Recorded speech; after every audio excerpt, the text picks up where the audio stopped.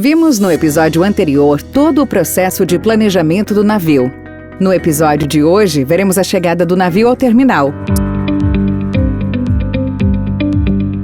Quando o navio chega ao terminal, é a equipe de atracação que cuida de todo o processo. Ela é composta por um supervisor de operações portuárias, o SOP, um controlador e 8 auxiliares de movimentação que são responsáveis pela amarração do navio. O SOP fica na popa ou ré, que é a parte de trás do navio, com 4 auxiliares. E o controlador fica na proa, a parte da frente do navio, com outros 4 auxiliares. O supervisor usa um rádio para se comunicar com o prático do navio e outro para falar com o controlador que está na proa. Os práticos são os guias, ou detentores do conhecimento local, das regras, condições naturais e riscos específicos de cada região portuária.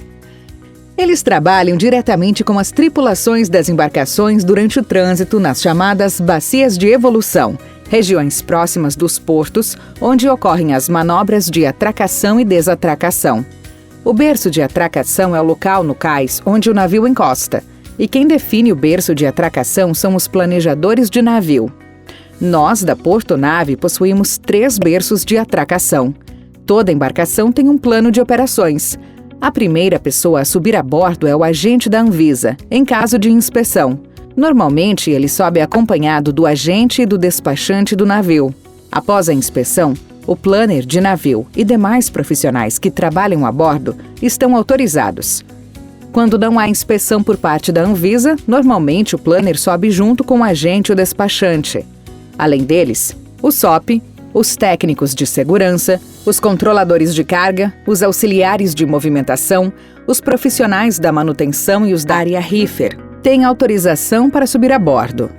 Não existe ordem correta para a descida do navio, mas normalmente os primeiros a descer são o oficial de serviço, para a verificação do calado do navio, e demais tripulantes do navio responsáveis por baixar a escada e colocar a rede de proteção.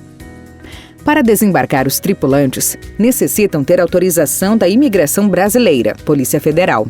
É proibido subir a bordo do navio qualquer pessoa que não esteja ligada à operação do navio.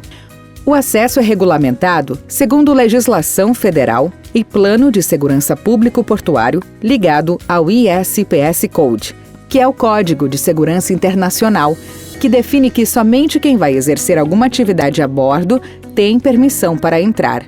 Mas afinal, e o container? Como faz para embarcá-lo no navio? Este será o tema do nosso próximo episódio. Lembre-se de se inscrever em nosso canal e ativar o sino para receber as notificações dos próximos vídeos.